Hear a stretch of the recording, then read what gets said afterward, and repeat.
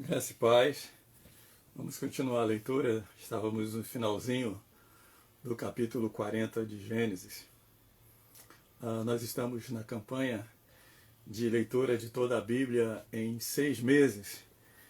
Este é o 10º dia e a segunda parte que faremos agora, finalizando a primeira parte, ao finalzinho da primeira parte do capítulo 40 de Gênesis. E em seguida leremos o livro de Romanos, a partir do capítulo 5 de Romanos.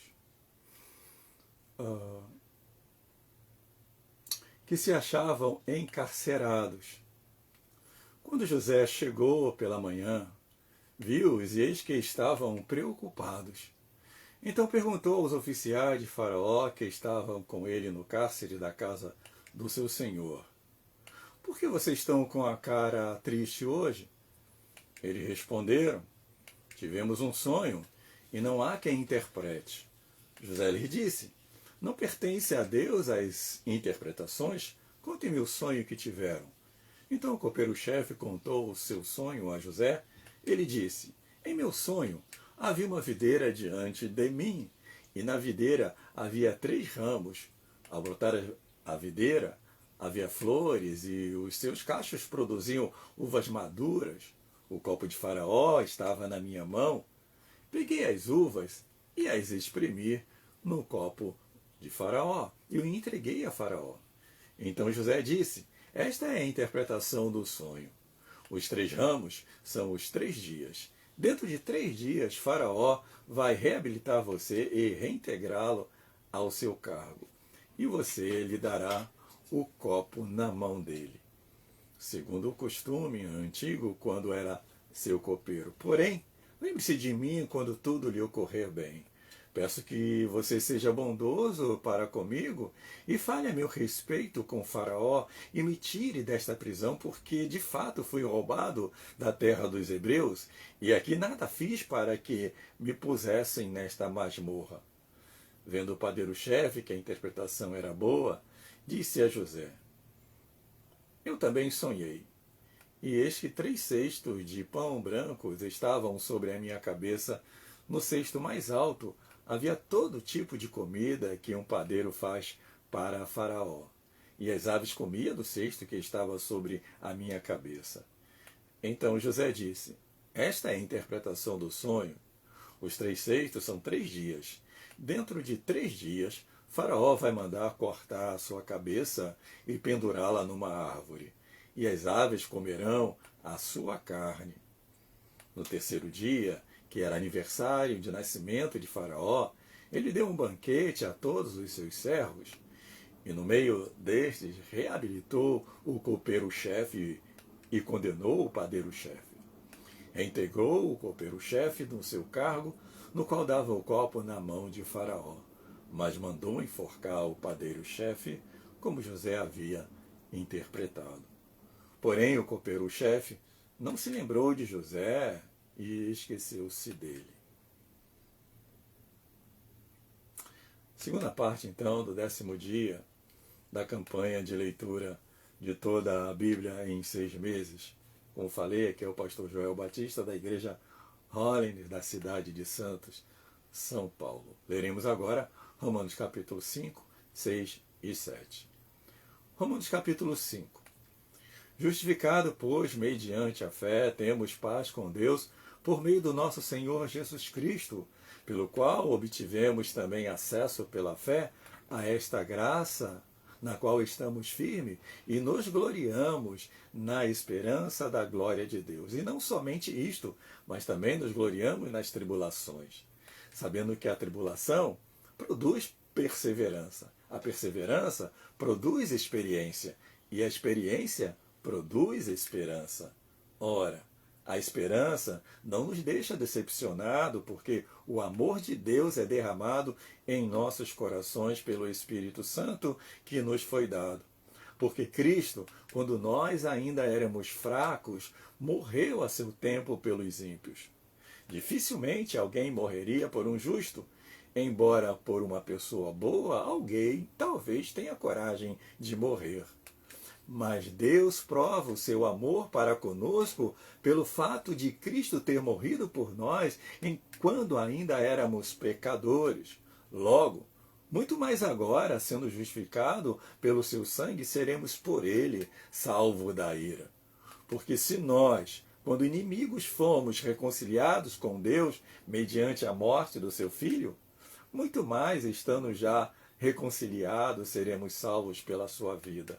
E não apenas isto, mas também nos gloriamos em Deus por meio do nosso Senhor Jesus Cristo, mediante o qual recebemos agora a reconciliação. Portanto, assim como por um só homem entrou o pecado no mundo e pelo pecado veio a morte, também a morte passou a toda a humanidade. Porque todos pecaram, porque antes de a lei ser dada, havia pecado no mundo, mas o pecado não é levado em conta quando não há lei. No entanto, a morte reinou desde Adão até Moisés, mesmo sobre aqueles que não pecaram à semelhança da transgressão de Adão, o qual prefigurava aquele que havia de vir. Mas o dom gratuito não é como a ofensa. Porque se muitos morreram pela ofensa de um só, muito mais a graça de Deus e o dom pela graça de um só homem, Jesus Cristo, foram abundantes sobre muitos. O dom, entretanto, não é como no caso em que somente um pecou, porque o julgamento derivou de uma só ofensa para a condenação, mas a graça deriva de muitas ofensas para a justificação. Se a morte reinou pela ofensa de um e por meio de um só, muito mais os que recebem a abundância da graça e o dom da justiça reinarão em vida por meio de um só, a saber, Jesus Cristo. Portanto, assim como por um só ofensa veio o juízo sobre todos os seres humanos para a condenação, assim também, por um só ato de justiça, veio a graça sobre todos para a justificação que dá vida. Porque, como pela desobediência de um só homem, muitos se tornaram pecadores, assim também, por meio da obediência de um só, muitos se tornarão justos. A lei veio para que aumentasse a ofensa.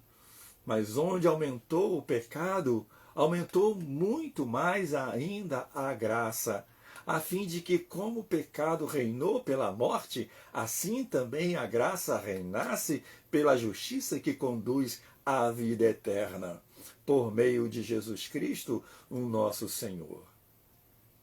Romanos, capítulo 6. Que diremos então? Continuaremos no pecado para que a graça aumente ainda mais? De modo nenhum. Como viveremos ainda no pecado, nós que já morremos para ele?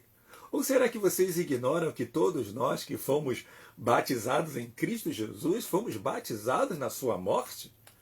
Fomos sepultados com ele na morte pelo batismo, para que, como Cristo foi ressuscitado dentre os mortos pela glória do Pai, assim também nós andemos em novidade de vida.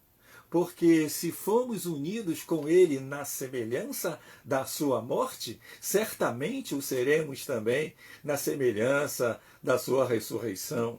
Sabendo isto, que a nossa velha natureza foi crucificada com ele para que o corpo do pecado seja destruído e não sejamos mais escravos do pecado. Pois quem morreu está justificado do pecado. Ora, se já morremos com Cristo, cremos que também viveremos com ele. Sabemos que, havendo Cristo ressuscitado dentre os mortos, já não morre. A morte já não tem domínio sobre ele. Pois quanto a ter morrido de uma vez para sempre, morreu para o pecado. Mas quanto a viver, vive para Deus. Assim também, vocês considerem-se mortos para o pecado, mas vivos para Deus em Cristo Jesus. Portanto, não permitam que o pecado reine em seu corpo mortal, fazendo com que vocês obedeçam às suas paixões. Também não ofereçam os membros do corpo ao pecado como instrumento de injustiça, mas como pessoas que passaram da morte para a vida. Ofereçam a si mesmos a Deus, ofereçam os seus membros a Deus como instrumentos de justiça. Porque o pecado não terá domínio sobre vocês, pois vocês não estão debaixo da lei, e sim da graça. E então, havemos de pecar porque não estamos debaixo da lei, e sim da graça? De modo nenhum. Será que vocês não sabem, ao se oferecerem como servos para a obediência, vocês são servos daquele a quem obedecem? Seja do pecado que leva à morte ou da desobediência que conduz à justiça? Mas graças a Deus, que tendo sido escravos do pecado, vocês vieram a obedecer de coração a forma de doutrina a quem foram entregues. E uma vez libertados do pecado, foram feitos servos da justiça. Falo em termos humanos por causa das limitações de vocês.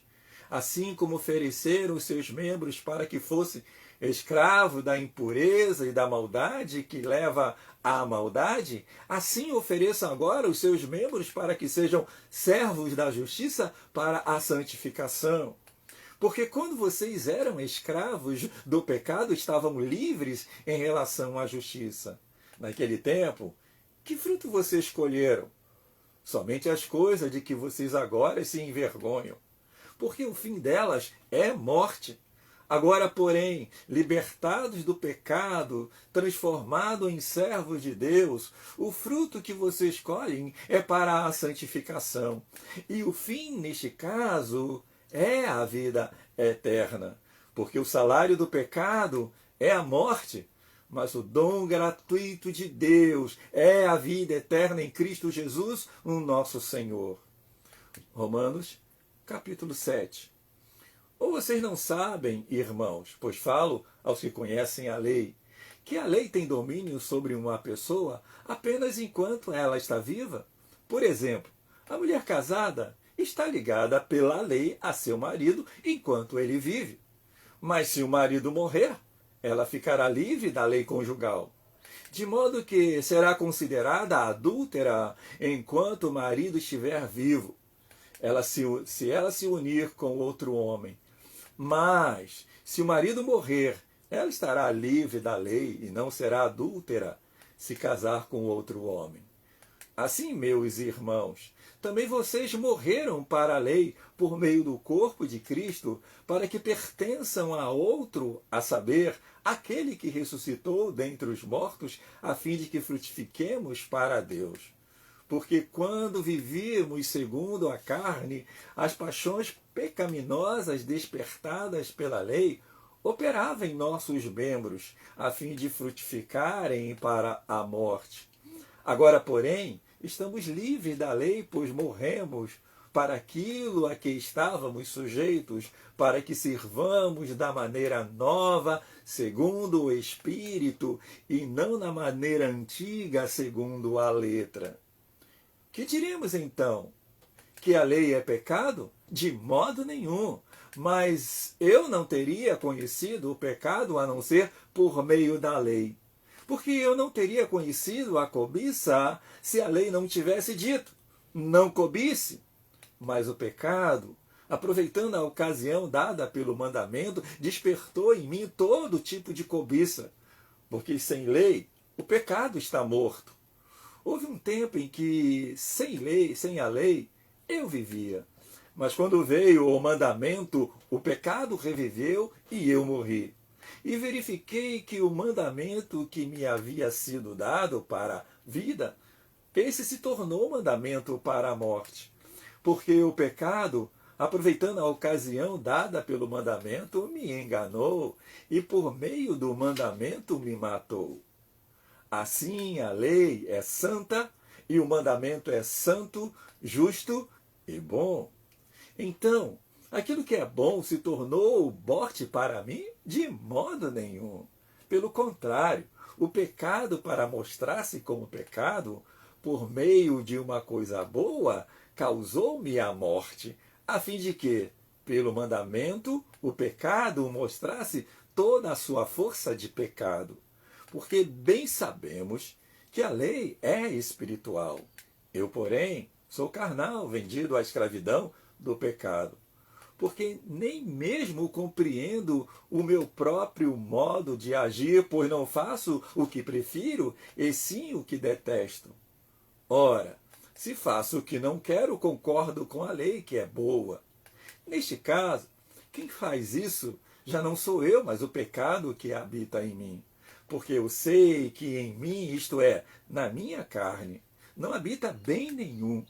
Pois o querer o bem está em mim, mas não o realizá-lo. Porque não faço o bem que eu quero, mas o mal que não quero, esse faço. Mas se eu faço o que não quero, já não sou eu quem o faz, e sim o pecado que habita em mim. Assim, encontro esta lei: quando quero fazer o bem, o mal reside em mim. Porque, segundo o homem interior, tenho prazer na lei de Deus, mas vejo nos meus membros outra lei guerreando contra a lei da minha mente, me faz prisioneiro da lei do pecado que está nos meus membros. Miserável homem que sou, quem me livrará do corpo desta morte? Graças a Deus por Jesus Cristo, o nosso Senhor, de maneira que eu, de mim mesmo, com a mente, sou escravo da lei de Deus, mas segundo a carne sou escravo da lei do pecado.